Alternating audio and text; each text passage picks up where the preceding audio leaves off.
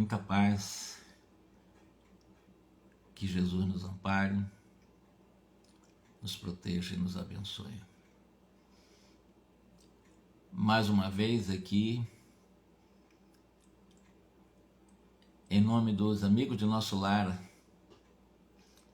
qual eu mando um grande abraço para minha querida irmã Débora, por gentilmente ceder o espaço para nós fazermos aqui sequencialmente o estudo Obreiros da Vida Eterna. Espero que nós possamos chegar até o final. E a dinâmica é a leitura reflexiva. Nós lemos parte dos capítulos e colocamos breves comentários naquilo que for pertinente na minha capacidade de entendimento e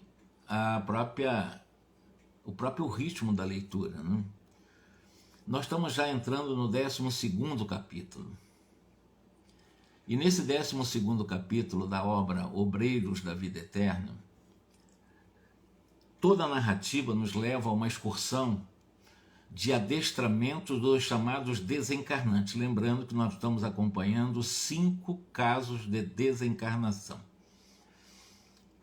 O primeiro caso, Dimas, que nós já analisamos qual a sua problemática, a questão do Fábio, muito bem equilibrado, inclusive a sua desencarnação será agradável, segundo, não será uma coisa dolorida, dolorosa. Nós temos a Albina, uma evangélica, que vai ter uma moratória. Nós temos o Cavalcante, um praticante católico. E, finalmente, talvez o personagem mais importante dos 5 desencarnantes, Adelaide, que é a Aura Celeste, que fundou uma instituição espírita lá em Botafogo, no Rio de Janeiro, do qual é a sede, ou é o centro de planejamento das estratégias do Espírito Jerônimo, coordenador da expedição, para poder manter exatamente essa missão de acompanhamento de 5 desencarnações. Então, o que é a excursão de adestramento? Eles são, antes de desencarnar, esses 5, serão levados para nosso lar, vão ser levados, passam transitoriamente pela casa transitória, para que eles façam uma última e rápida adaptação à realidade da vida espiritual, já com informações de suas desencarnações. Então, aquela viagem última, né, em que quando eles voltam para o corpo, eles vão ter aquela nítida sensação dessa saída como um prenúncio de sua viagem definitiva. Vamos ver como é que ele faz a narrativa dessa excursão de adestramento para os desencarnantes. Jerônimo, que é o chefe da expedição, sediara-nos a tarefa na casa transitória, e nós sabemos que a casa transitória será a sede, como que um interposto, ou seja, será um entreposto, digamos assim, entre nosso lar e a Terra. Faz-se um estágio rápido lá, um momento de socorro, alguma coisa que esse desencarnante precisarem, e de lá já faz a viagem para nosso lar. Então a sede, no mundo chamado espiritual, é a casa transitória de Fabiano. E o Jerônimo deliberou também que as atividades na Terra, sob o ponto de vista desse acompanhamento, seria nesse lar fundado por Adelaide, a última desencarnante. Ou seja, a Adelaide ela fundou um lar coletivo de amparo às crianças, dos velhos, como eu disse lá no bairro de Botafogo, no Rio de Janeiro. E ali exatamente os fatores espirituais eram muito mais valiosos, é um ponto de apoio importante para o trabalho do Jerônimo.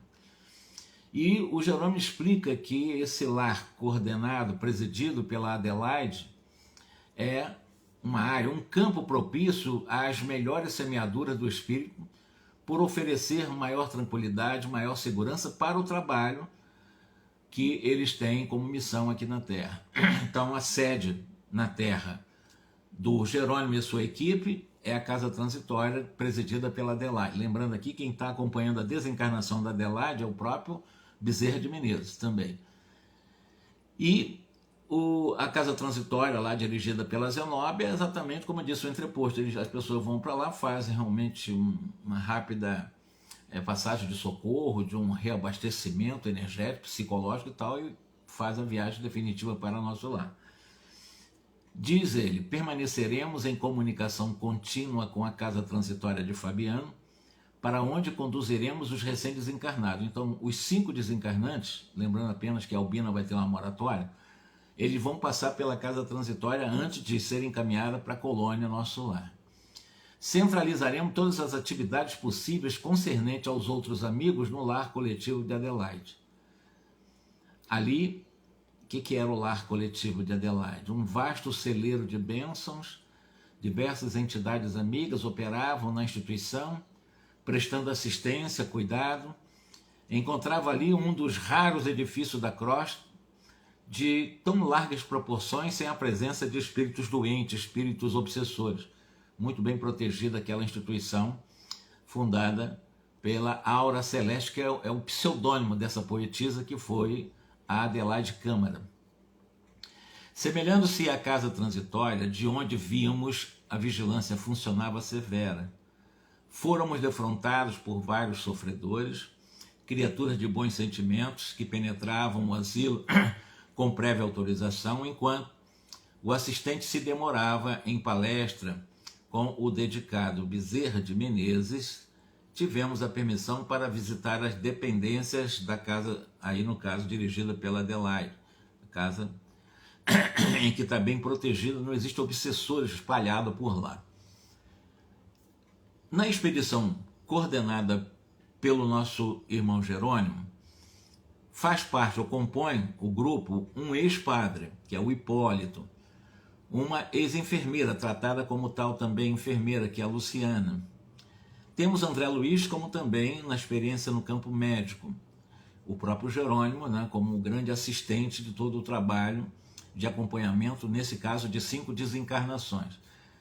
Tanto o padre Hipólito como a Luciana e o próprio André Luiz encontraram lá uma responsável pelo trabalho na casa dirigida pela Adelaide, que era um espírito chamado Irene. É uma jovem colaboradora espiritual daquela casa coletiva dirigida pela Adelaide. E todos passaram a trabalhar ali. E foi o André Luiz conhecer as instalações dessa casa que nós chamamos, né, que é um orfanato, também um asilo, que foi fundada pela Adelaide.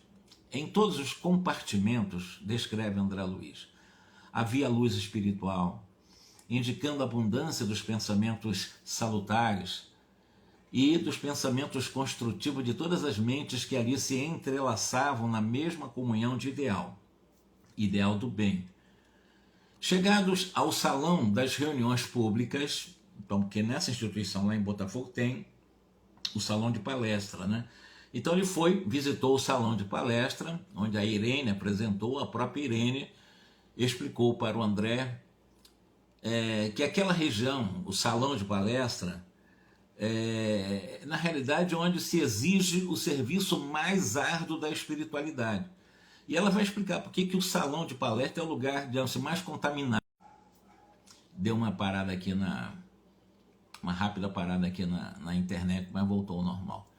Mas, na realidade, como disse, o salão de palestra é onde existem essas contaminações das emanações mentais de pedidos silenciosos de todos que frequentam lá naquelas visitas, às reuniões públicas, às palestras públicas, né, do qual obriga a espiritualidade, depois de cada palestra, né, a chamada atividade de limpeza da psicosfera, porque o salão de palestra ele fica muito contaminado.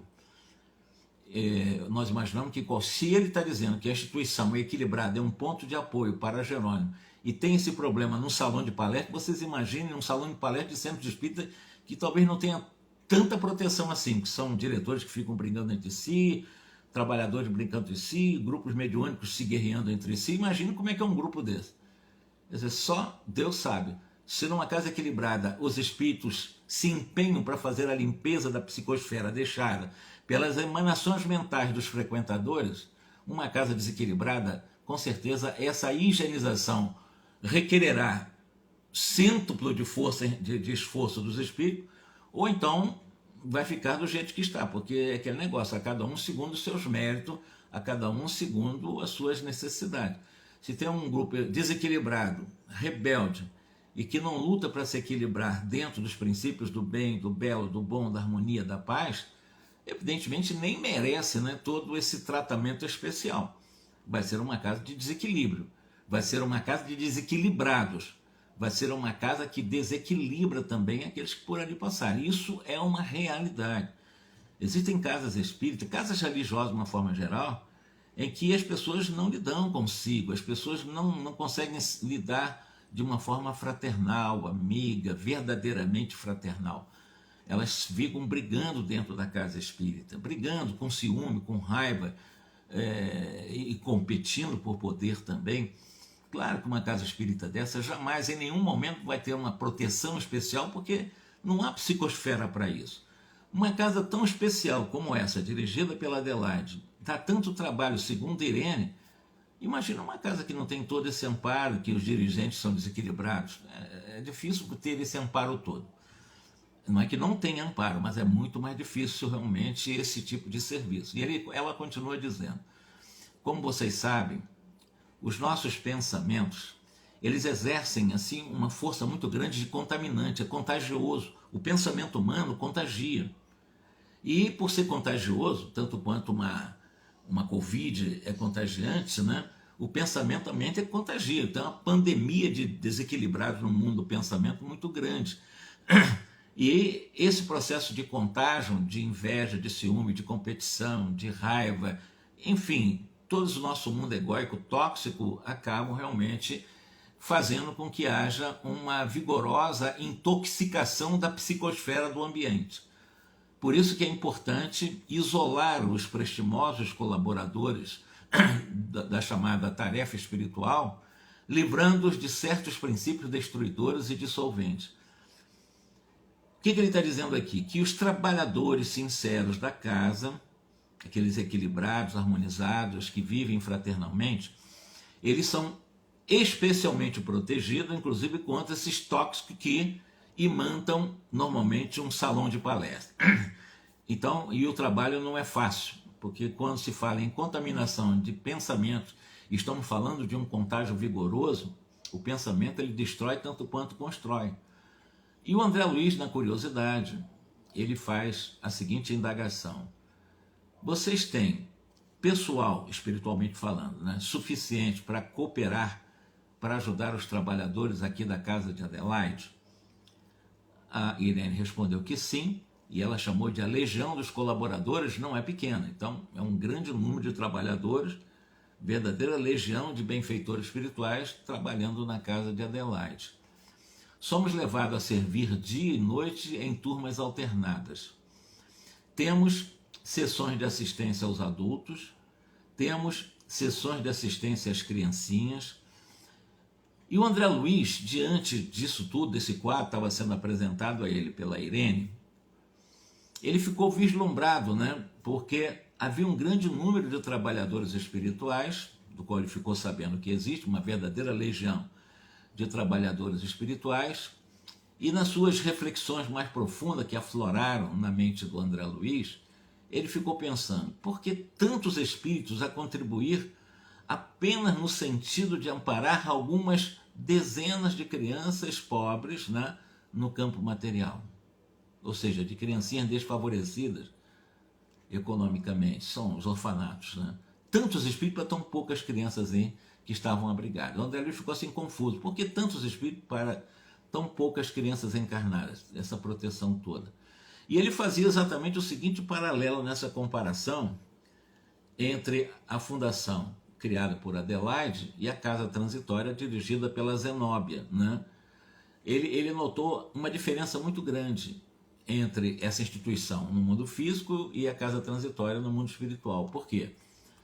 Na casa transitória, os serviços de sentinela, né, os verdadeiros sinais de energia, o rigor e a própria atenção pessoal verificavam-se em virtude do quê? Daquelas chamadas necessidades de certa quantidade de infeliz desencarnado querendo entrar ali, para os quais a chamada caridade constituía a lâmpada acesa indispensável à transformação interior. Então, o que ele está dizendo? Aqui, na casa, no asilo, digamos assim, ou no orfanato de Adelaide, somente as criaturinhas tenras que reclamavam de imediato, acima de qualquer outra medida, leite, pão, primeiras letras e bons conselhos. Então, o que ele estava pensando, né? Ali, porém, o que ele estava vendo? A necessidade das crianças num sentido mais imediatistas, né? Considerando a alfabetização, né? O lanche, né? O pão, o leite, os bons conselhos. Valeria assim, então, o dispêndio de tanta energia de nossa esfera? Ou seja, as crianças não precisam só de pão, de educação, né? De alfabetização, de bons conselhos. Para que mais do que isso? É o que ele estava pensando na cabeça dele em função da dificuldade comparativamente com a casa transitória de Fabiano. E ele achou que era um dispêndio de energia, tantos espíritos assim, cuidando de tão poucas crianças. Para as crianças não bastaria o pão, o leite, a educação, já não seria o suficiente. É essa a ideia de André Luiz. Mesmo assim, a delicada, na realidade de uma forma bem sutil, a Irene, percebendo essas indagações do André Luiz, diz o seguinte: cumpre-nos reconhecer que esta obra não se dedica exclusivamente às necessidades do estômago e do intelecto da infância desamparada. Então, a casa fundada pelo ideal estatutário de Adelaide não era só para cuidar de crianças abandonadas, dando alimento e educação, não. Ia muito mais do que isso. O imperativo do ideário estatutário da casa fundada por Adelaide era também a evangelização, que estava acima do pão e da própria educação, sob o ponto de vista da informação pedagógica laica, digamos assim. Para quê? Para que pudesse ser infundido espiritualidade superior na mente humana daquelas crianças, aproveitar realizações importantes daquele ser reencarnante no início de vida. E isso é muito difícil obter de uma forma espontânea em instituições ligadas só à assistência material. É muito importante a evangelização, já que é muito difícil obter espontâneo arejamento das esferas do sentimento. Então nós aqui na casa de Adelaide, nós valemos-nos, pelo menos, né, dos fundamentos de solidariedade cristã como núcleo difusor das ideias mais salutares, do que simplesmente dar pão para as crianças pobres. Então a nossa fundação é muito mais de almas do que de corpos. Aqui, nesse trabalho, muito mais de pensamentos eternos do que de coisas transitórias nós priorizamos. O diretor e cooperador e o abrigado, recebendo as responsabilidades inerentes ao programa do Cristo, instintivamente se convertem num instrumento vivo da luz do mais alto, satisfazendo necessidades corporais, sim, mas solucionando também os problemas espirituais dessas crianças. Então é um orfanato que prioriza, claro, o aspecto evangélico, o aspecto da espiritualização da criança para arejar as mentes tendentes exatamente aos apelos e apego também aos bens e às coisas materiais, das coisas mundanas. Então ali é um convite para que haja um entrelaçamento com as forças superiores de um processo de arejamento de uma visão de vida para uma vida espiritual mais salutar. E exatamente dentro desses deveres, dividindo com os nossos irmãos encarnados, diz ela aqui, no setor de assistência nós conseguimos criar bases mais sólidas à semeadura das verdades imorredoras com as nossas crianças. E realmente, as outras escolas religiosas, eles não se esqueceram de materializar a bondade em obras de alvenaria. Ou seja, existem muitas religiões que abrem orfanato, asilos, e que constroem obras de alvenaria, com essa preocupação apenas de fazer acolhimento imediato da realidade material, né? Roupa, alimento, mas esquece do detalhe mais importante da essencialidade, do espírito. A Igreja Católica Romana, por exemplo, ela dispõe de institutos avançados sob o ponto de vista de caridade material. Elas têm vários orfanatos espalhados pelo mundo inteiro, é chamado Abrigando as Infâncias Desfavorecidas, é verdade também, mas, segundo Irene, aí as concepções espirituais não se desenvolvem no sentido mais profundo, por acanhares que ficam nos moldes tirânicos dos dogmas obsoletos. O trabalho, pois, na maioria dos casos, circunscreve-se ao simples armazenamento do pão efêmero, ou seja, só cuidar do corpo esses orfanatos que existem espalhados no mundo. Não se dá uma prioridade de tratar o espírito, de fazer um tratamento mais essencial nessas crianças. E as religiões tendem isso, e outros também, outras ideias, outras ONGs também só pensam em cuidar do corpo, cuidar do estômago ou dar algumas instruções para o cérebro, mas para o espírito nada praticamente, ou quase nada. As igrejas protestantes, por exemplo, ele falou aqui das igrejas romanas, mas as igrejas protestantes possuem grandes colégios, grandes congregações, distribuindo valores educativos com a juventude também, eles trabalham muito com a juventude, o evangélico, mas as suas organizações se baseiam quase sempre mais na letra dos conceitos evangélicos, decorar a Bíblia, né, do que nos conceitos evangélicos da letra. Que frase maravilhosa da Irene para o André Luiz. E é verdade, é você ficar preso à letra que mata e não ao espírito que vivifica. Por isso que ela diz que essas organizações baseiam a sua educação supostamente espiritual com base exatamente mais nas letras dos conceitos evangélicos do que nos conceitos evangélicos da letra. Quer dizer, não buscam o espírito da interpretação da letra em si, ficando presa na literalidade. São muitas escolas evangélicas, de várias denominações evangélicas, que se organizam baseado nesse princípio de decorar o evangelho e não buscar a essencialidade do espírito das letras, né? A Irene, ainda dando as suas informações, olha, diz ela para o André Luiz, nós não desejamos menosprezar os serviços admiráveis dos aprendizes do evangelho nos vários campos religiosos, não estamos fazendo isso. Estou dizendo que esses trabalhos de orfanato, se eu pensar no pão, botar só comida no estômago das crianças pobres e dar algumas poucas alfabetizações, mas não espiritualizar, realmente é uma obra, sob o ponto de vista de essencialidade, de profundidade, inócua. Não é uma obra profícua, não tem proatividade em o processo em você só dar pão e algumas instruções de alfabetização, preparando para o mundão, mas sem dar uma base espiritual e essencial para que essas crianças comecem a se espiritualizar por si mesmas, né? A começar a se identificar com o espírito que é. Claro que todas as instituições são religiosas, claro que existe devotamento nessas instituições, né? Não vamos nem discutir isso, mas ainda o resultado acaba sendo muito reduzido pela não espiritualização. Por isso que o destaque que a Irene dá nesse processo são exatamente a priorização nos valores iluminativos da essência, da consciência, do espírito daquela criança, que na realidade não é criança, está transitoriamente num corpo infantil, mas ali é um espírito viajor da eternidade, já com uma certa madureza. Então é passar para esse espírito de criança em orfanatos, dentro do princípio, ou dentro da política filosófica dessa instituição criada pela Adelaide, é espiritualizar a criança. Não é por obrigação, é por consciência, né? É desde pequeno já dar os nortes seguros para o processo de destaque dos valores iluminativos da alma que elas são, porque elas estão como criança, mas são almas, elas são espíritos, elas são centelhas divinas, elas são chamas divinas, né?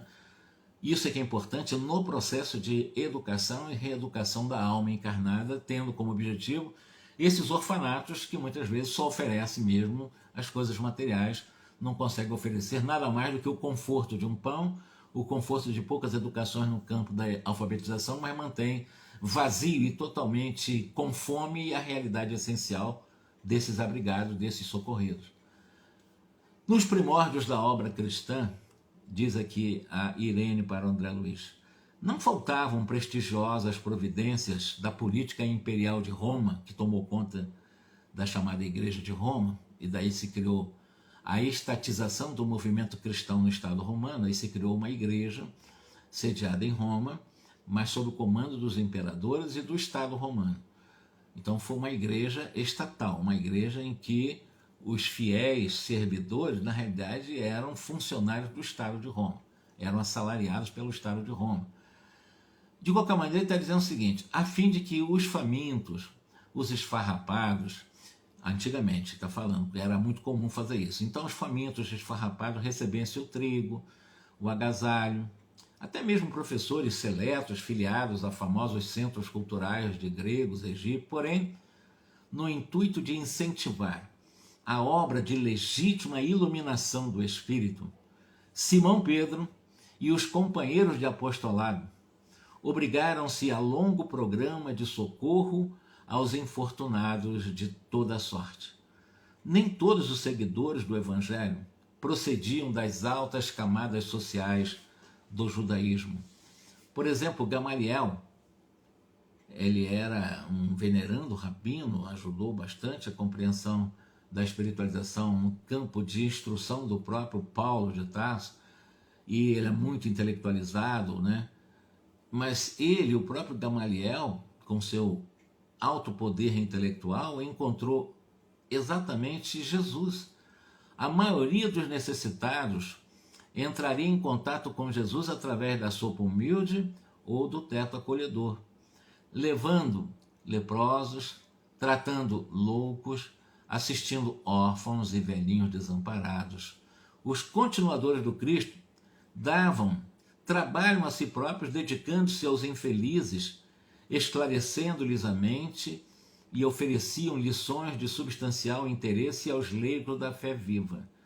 Como não ignoram, nós estamos fazendo no Espiritismo Evangélico a recapitulação do cristianismo.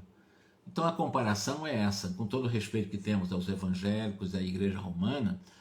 Lá no início do cristianismo, o trabalho assistencial tinha principalmente como objetivo também a espiritualização. E o Espiritismo retoma exatamente esse processo num processo de recapitulação do cristianismo primitivo. E o padre Hipólito, que compõe essa expedição, né, aprovou, evidentemente, nessa narrativa da Irene, e concordando plenamente, né, dizendo: precisamos estimular a formação de serviços que libertem o raciocínio para voos mais altos num processo de espiritualização, dentro do nosso esforço. E nessa realidade, a Irene continuou realmente com sua amabilidade, ensinando, dizendo o seguinte: olha, o imperativo primordial consiste na iluminação do espírito humano com vistas à eternidade. Se não se conseguir isso, todo trabalho assistencialista ele se torna inócuo. Você não consegue libertar a alma dessas injunções da vida transitória da matéria. Por isso que é importante compreender que, para a obtenção desse objetivo, desse desiderato maior, é imprescindível fazer alguma coisa. É claro, onde todos analisam, admiram ou discutem, não se levantam obras úteis para testar a superioridade das ideias. Por isso, nossos mentores da vida apreciam o servo pela dedicação que manifeste a responsabilidade. O necessitado, o beneficiário, o crente e o investigador virão sempre aos nossos centros de organização da doutrina. E toda vez que exercem ou que exercitem o serviço cristão pela mediunidade ativa, pela assistência fraterna, pelos trabalhos de solidariedade comum, quaisquer que sejam, apresentam sim caracteres mais positivos de renovação, porque a responsabilidade na realização do bem, voluntariamente falando, transforma-os em traços animados entre os dois mundos, o que dá e o que recebe. Como veem, a luz divina prevalece sobre a assistência social humana. O trabalho assistencial humano é muito importante como convite para a nossa espiritualização. Mas tem muitos irmãos que, por fazer muitos trabalhos da assistência social, não resolvem as questões íntimas. Imagine você o seguinte: ninguém dá o que não tem. Você só dá amor se você tiver amor por você. Você só consegue realmente passar humildade se você for humilde com você. Você só consegue ser bondoso com alguém se você for bondoso com você. Jesus Cristo, ele entende caridade de uma forma muito diferente quando nós falamos nessa prevalência de assistência social humana, como se fosse caridade. Não é. Talvez seja um dos aspectos menores da caridade, o assistencialismo. E vou explicar por quê. O Allan Kardec, preocupado com essa questão dessa chamada caridade, de fazeção de coisa, de assistência social, de levar comida aos pobres, catar piolhos dos pobrezinhos nas periferias, como se isso fosse um caminho de salvação e espiritualização, e o Allan Kardec sabia que isso é um processo realmente, mas objetivamente a caridade não seria somente isso, perguntou aos espíritos, na questão 886, qual o verdadeiro sentido da palavra caridade como a entendia Jesus? A pergunta ela é muito forte, considerando que na pergunta já estava uma concepção do mestre Allan Kardec de que existia uma falsa concepção da palavra caridade, como se a caridade fosse a distribuição de roupas, catar piolhos de pobres nas ruas, isso é verdadeira caridade. Não é. Para Jesus, a verdadeira caridade é benevolência para com todos, indulgência para com as imperfeições alheia e perdão das ofensas. Nessa tríade é que nós entendemos a caridade como Jesus a entende. Isso é caridade, é bondade, é indulgência, é perdão. Agora, você não consegue perdoar sem se perdoar. Você não consegue ser indulgente sem ser indulgente com você. Você não consegue ser benévolo se você não for benévolo com você. Você pode fazer beneficência. Beneficência é dar coisa para os outros. Mas dar coisa para os outros não é necessariamente você estar sendo benévolo. Você tem muita gente que faz muito disso, dá muitas coisas para os outros, mas vive com azedume o tempo, com raiva, tratando mal todo mundo, tratando mal dentro de casa, tratando mal os amigos, tratando mal isso aqui. Que benevolência? Não é benevolência. Está levando benefício, mas não está levando benevolência. Está levando um trabalho assistencial, mas não está levando a caridade, como a entende Jesus.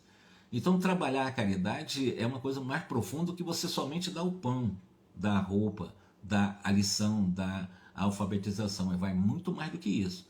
É você, com isso, levar a benevolência, a indulgência e o perdão. Aí sim é a verdadeira caridade no sentido profundo como Jesus a concebe. Porque esta, sem aquela, pode muitas vezes degenerar em personalismo devastador. Compreendendo-se, todavia, em qualquer tempo, que a fé sem obra é irmã das obras sem fé. E a Irene, com a sua sabedoria, continuou dizendo o seguinte, na realidade com uma exposição brilhante, uma argumentação brilhante que ela está tendo aqui com o André Luiz e com o próprio ex-padre Hipólito.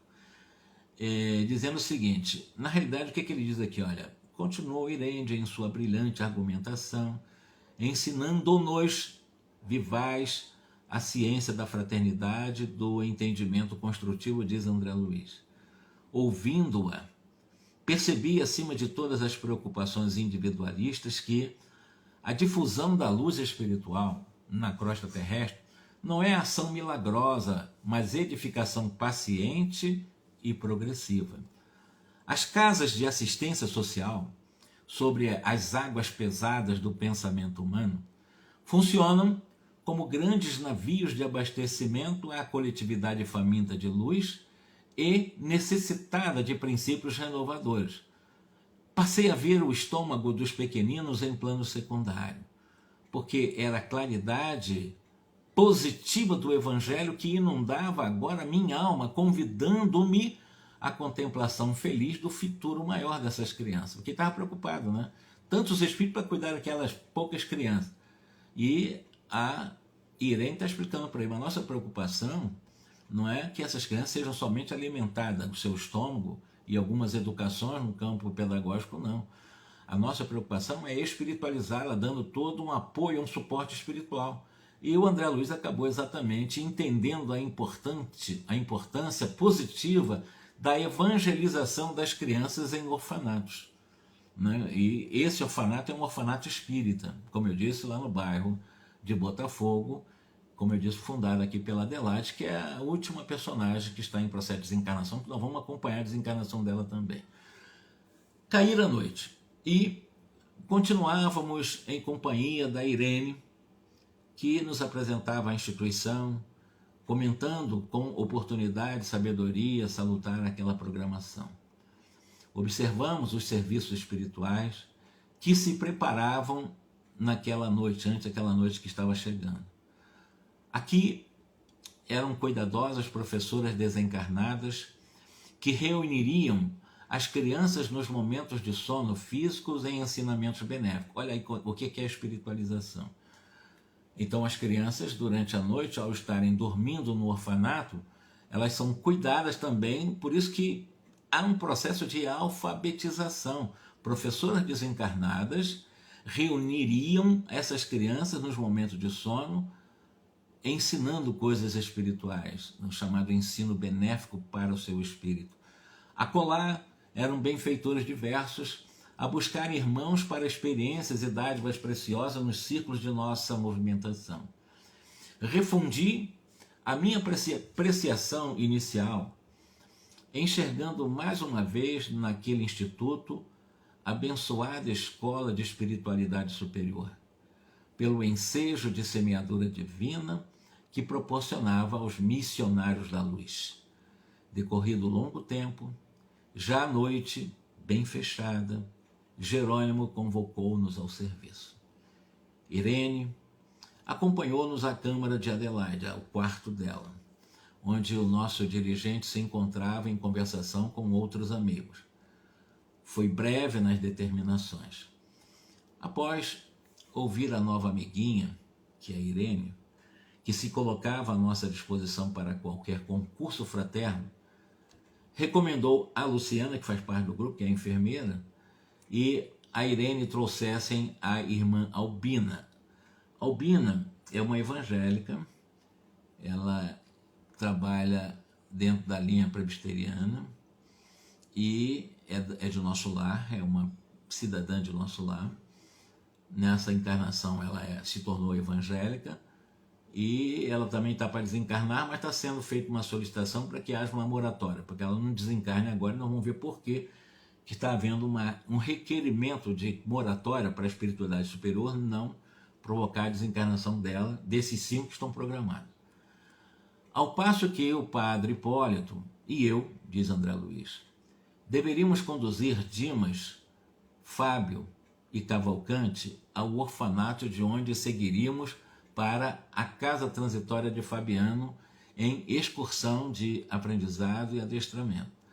Então, o grupo se dividiu para pegar os desencarnantes, no caso o Dimas, o Fábio, o Cavalcante, que é o católico, a própria Albina, a própria Adelaide, todos foram centrados ali em Botafogo, foram lá para essa, que é uma instituição espírita, tá? Então foram os desencarnantes se concentrarem ali para a excursão de adestramento, sair do corpo em desdobramento para o aprendizado e adestramento. Ambos os grupos partimos em direção diversa. Utilizando a volitação com maestria, Hipólito interrogou o André Luiz. Você já participou de serviços igual ao de hoje, dessas excursões de desencarnantes? O André Luiz disse que não, nunca teve uma experiência anterior, né? E queria saber como é que é, né? E o padre disse assim, olha, é fácil. Os que se aproximam da desencarnação, tá? O padre pode explicando para o André Luiz. Os que estão desencarnando, estão próximos da desencarnação, nas moléstias prolongadas, comumente se ausentam do corpo em ações quase mecânicas. Os familiares da terra, por sua vez, cansados de vigílias, tudo fazem por rodear os enfermos de silêncio e cuidado. E desse modo, não é difícil afastá-los para as tarefas de preparação para a morte. Geralmente, eles estão hesitantes, estão enfraquecidos, semi-inconscientes, mas o nosso auxílio magnético resolverá o problema. Conservar-nos-emos nas extremidades, segurando-lhe as mãos e, impulsionados por nossa energia, volitarão conosco sem maiores impedimentos. Então, o processo de volitação desses desencarnantes não se dará pela força deles, não pela volição, pela vontade deles. Eles seriam impulsionados pelas energias daqueles que estão volitando, o padre, o próprio André Luiz, né? E, evidentemente, seriam conduzidos na volitação, estão sendo conduzidos, carregados. O André Luiz diz que recebeu a explicação com interesse e, logo depois, eles penetraram numa modesta residência, que é a residência de Dimas. Voltaram lá na casa de Dimas. Aliviado por injeções repousantes, não encontramos dificuldade para subtraí-lo à atenção dos parentes. Então ele estava sob efeito de remédios. Notando-nos a presença, Dimas saudou-nos e procurou saber exatamente. Perguntou, né? Ô, meus amigos, será hoje o meu fim? Será que eu vou desencarnar hoje? Como eu tenho suspirado pelo... Então ele estava querendo desencarnar, a verdade é essa. O Dimas foi um espírita, né? Trabalhou bastante, muito pobre, muito até iletrado, mas era um trabalhador sincero do espiritismo. E estava perguntando para o André Luiz, para o Hipólito e outros, né, se tinha chegado o momento dele se libertar, que ele estava doido para se libertar mesmo, nesse momento. Aí foi dito para ele, não, meu cara, não é. O Hipólito mesmo disse para ele, né, é preciso você tolerar um pouquinho mais aí no corpo físico. O descanso, porém, não tardará muito, já está chegando, mas tem um pouquinho de paciência aí. Venha conosco. Então chamou. Quando chamou, pensou que era para desencarnar. Você não vai desencarnar agora, você vai fazer uma excursão. Não vai ser a sua desencarnação nesse momento. Então vamos embora, nós não temos tempo a perder. E o Hipólito recomendou ao André Luiz tomar a dianteira, de mãos dadas, os três. Então pegaram as mãos dos Dimas, né, para fazer a volitação, rumando exatamente em busca agora do segundo desencarnante, que é o Fábio. Então levam Dimas agora para a casa do Fábio, que é o segundo personagem em desencarnação. Foram para a casa do Fábio. Não se registraram obstáculos. Em reduzidos instantes, nós tomamos exatamente a nossa conta. O Fábio ligou-se prazeroso à pequena caravana, entrou na caravana também, junto com o Dimas, ia tomar o caminho do hospital de modo a procurar o terceiro, quando o Hipólito ponderou o seguinte: olha, não convém conduzir todos de uma vez só. Já temos dois, o Fábio e o Dimas, levando lá para depois ir para a casa transitória. Primeiro vão se encontrar lá com Adelaide. Cavalcante permanece em grave desequilíbrio, exigindo uma cooperação muito mais profunda, muito mais substancial.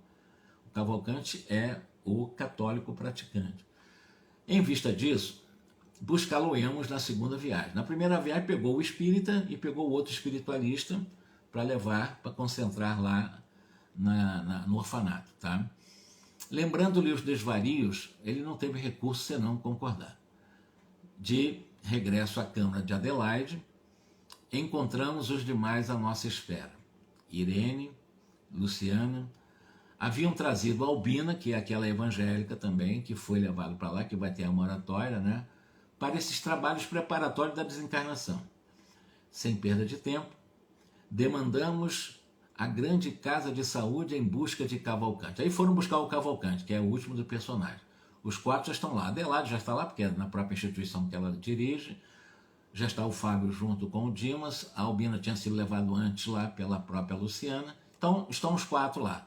Vamos buscar o quinto, que é o Cavalcante, que é exatamente o católico, está numa enfermaria popular, abandonado pela família, embora seja ajudado lá por alguns espíritos, mas ele está numa situação muito complicada, um sofrimento muito grande.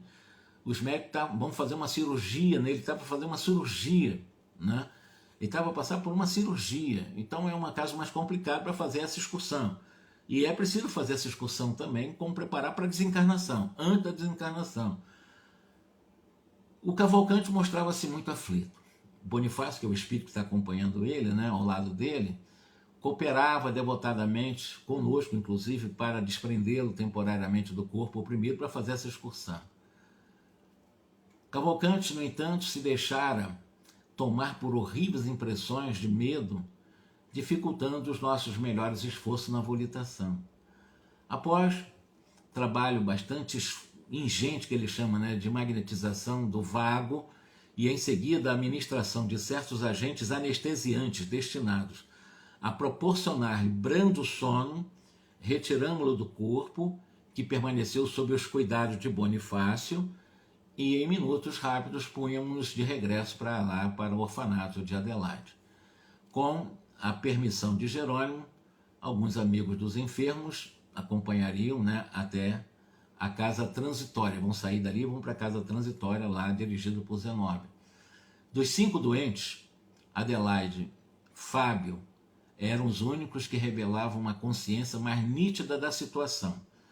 Tinham mais consciência da realidade. Os demais titubeavam, seja Albina, seja o Cavalcante, pior ainda, que ele não tinha nenhum preparo espiritual, e o Dimas também com a sua dificuldade. E, evidentemente, já que eles titubeavam, né, pelas noções vagas, né, que estavam ocorrendo com eles, a assistência organizou uma corrente magnética tomando a posição guiadora. Cada irmão encarnado localizava-se entre dois de nós. E aí eles formaram exatamente uma corrente, né, com as mãos para fazer uma abolição até a casa transitória de Fabiano. Né? Então, almas libertas do plano físico, mais experimentadas no campo espiritual. De mãos entrelaçadas para permutar energias em assistência mútua, utilizamos intensamente a volitação, ganhando alturas. Adelaide e Fábio, algo habituados ao desdobramento, assumiram discreta atitude de observação e silêncio. Os outros, porém, nessa excursão, nessa volitação, comentavam acontecimentos em altos brados. "Ó grande Deus!" exclamava Albina, rememorando passagens bíblicas. "Estaremos nós no glorioso carro de Elias? Dai-me força, ó Pai de misericórdia." Expressava-se Cavalcante de alma opressa, faltava-me confissão geral. No fundo, eu vou deixar para a próxima terça-feira esse detalhe agora de como cada um percebeu a viagem. Já vimos que o Fábio e que a Adelaide é um espírito muito evoluído. O Fábio muito consciente, a desencarnação dele vai ser muito até agradável, que ele, segundo é narrado aqui nesse capítulo. Agora o Dimas, o Cavalcante e a Albina não, são espíritos mais limitados.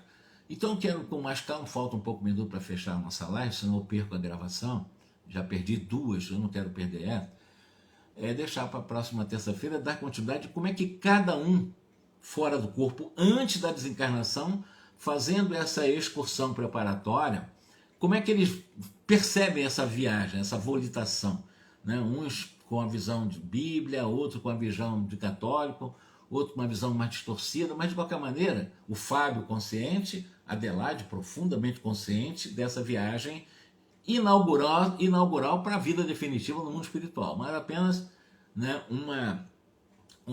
uma readaptação, um processo de pré-readaptação ao mundo espiritual antes da desencarnação, fazendo essa excursão para preparar melhor esse espírito e chegar na chamada esfera espiritual menos conflituado, né? Mais tranquilo, pelo menos em condições de uma adaptação mais rápida. Tá?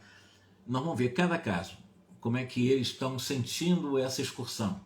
Nós vimos que cada um foi recolhido, estão sendo levados em processo de volitação de mãos dadas, são levados pelos três, André Luiz, o Hipólito, a Luciana, levando os 5 de mãos dadas, então aí são exatamente um grupo enorme indo primeiro para a casa transitória, depois vão fazer uma visita até o nosso lar, que eu vou contar em detalhe, depois retorno, aí sim, para os preparatórios da desencarnação, que esse livro vai tratar até o final a desencarnação desses 5 personagens aí.